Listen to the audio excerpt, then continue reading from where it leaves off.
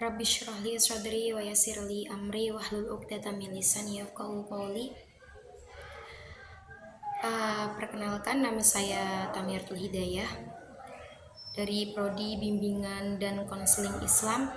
Saya di sini di video kali ini saya akan sedikit memaparkan tentang kewajiban belajar dan mengajar di dalam Al-Quran. Oke teman-teman, apa sih kewajiban belajar itu, atau apa sih pengertian dari kewajiban belajar dan mengajar itu? Oke, saya jelaskan sedikit. Belajar merupakan suatu proses kegiatan memperoleh ilmu pengetahuan, dan mengajar adalah atau merupakan proses mengarahkan seseorang dalam proses belajar. Nah, menuntut ilmu itu merupakan kewajiban, bahkan wahyu yang pertama kali turun yaitu tentang perintah membaca atau menuntut ilmu, dan orang yang berilmu laksana pelita di dunia dan akhirat. Oke, kemudian apa saja sih ayat-ayat yang kemudian menjelaskan tentang kewajiban belajar dan mengajar itu? Nah, di sini ada beberapa ayat yang mewajibkan belajar dan mengajar, yaitu ayat atau surat di Quran, surat Al-Alaq ayat 1 sampai 5. Surat yang pertama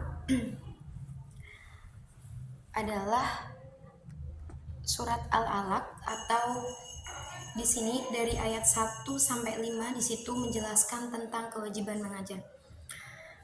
Saya bacakan sedikit suratnya, yaitu A'udzu billahi minasyaitonir rajim. Bismillahirrahmanirrahim. Iqra bismi rabbikal ladzi khalaq. Khalaqal insana min 'alaq.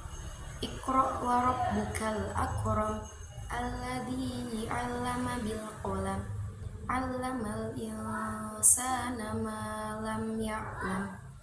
Shadaqallahul adzim. Nah, di situ dikatakan bahwasanya bacalah dengan menyebut nama Tuhanmu yang menciptakan. Dia telah menciptakan manusia dari segumpal darah. Bacalah, dan Tuhanmu lah yang maha mulia, yang mengajar manusia dengan pena.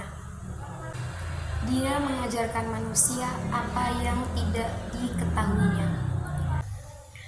Yang pertama, tafsiran dari ayat yang pertama adalah Allah memerintahkan manusia membaca atau mempelajari, meneliti, dan sebagainya apa saja yang telah ia ciptakan, baik ayat-ayatnya yang tersurat atau qauliyah yaitu Al-Quran, dan ayat-ayatnya yang tersirat.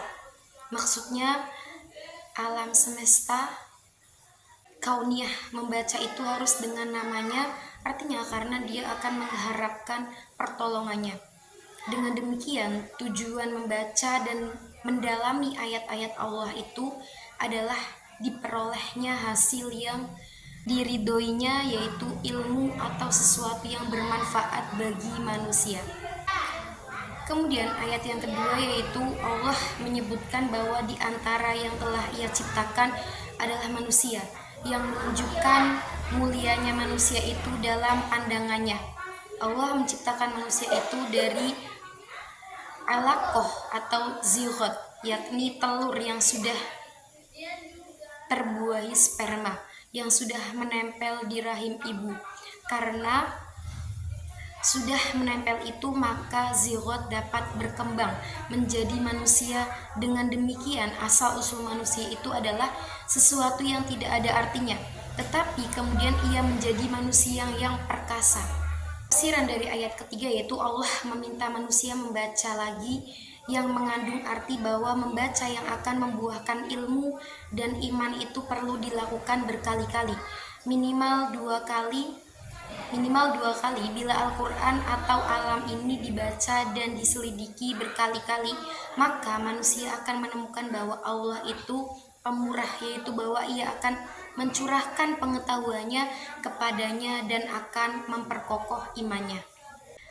Dan ayat yang keempat adalah di antara bentuk kepemurahan Allah adalah Ia mengajari manusia mampu menggunakan alat tulis. Mengajari di sini maksudnya memberinya kemampuan menggunakannya. Dengan kemampuan menggunakan alat tulis itu, manusia bisa menuliskan temuannya sehingga dapat dibaca oleh orang lain dan generasi berikutnya. Dengan dibaca oleh orang lain, maka ilmu itu dapat dikembangkan. Dengan demikian, manusia dapat mengetahui apa yang sebelumnya belum diketahuinya.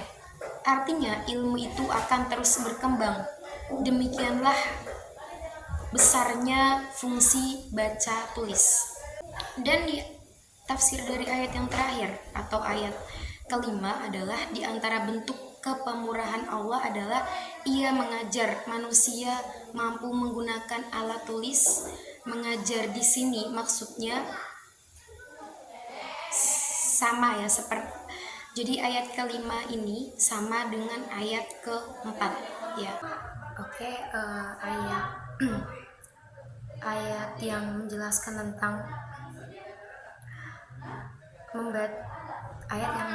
tentang kewajiban belajar dan mengajar yang kedua adalah ayat Al-Ghasyiyah ayat ke-17, yaitu afala yauduruna ilal ibili kaifa khuliqat, yang artinya adalah maka tidaklah mereka memperhatikan unta bagaimana diciptakan.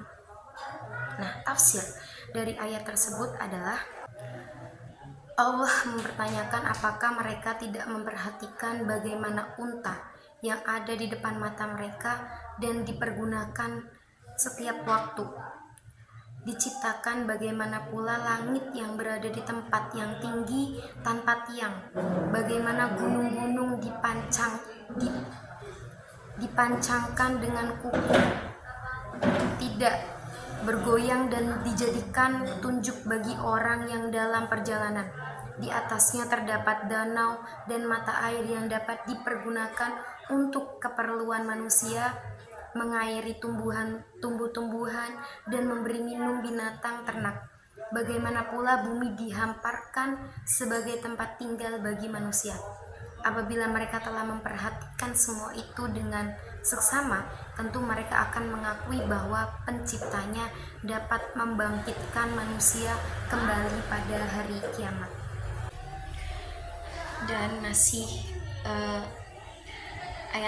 masih banyak lagi ayat-ayat yang menjelaskan tentang kewajiban belajar dan mengajar di dalam Quran. Salah satunya ada di surat Al-Imran ayat 191 sampai 191, kemudian At-Taubah ayat 122 dan Al-Ankabut ayat 19. Jadi masih banyak ayat-ayat Quran yang menjelaskan atau berisikan tentang kewajiban belajar dan mengajar. Mungkin cukup sekian dari saya. Mohon maaf apabila ada banyak kesalahan. Semoga bermanfaat. Wabillahi taufik wal hidayah. Wassalamualaikum warahmatullahi wabarakatuh. Terima kasih banyak teman-teman.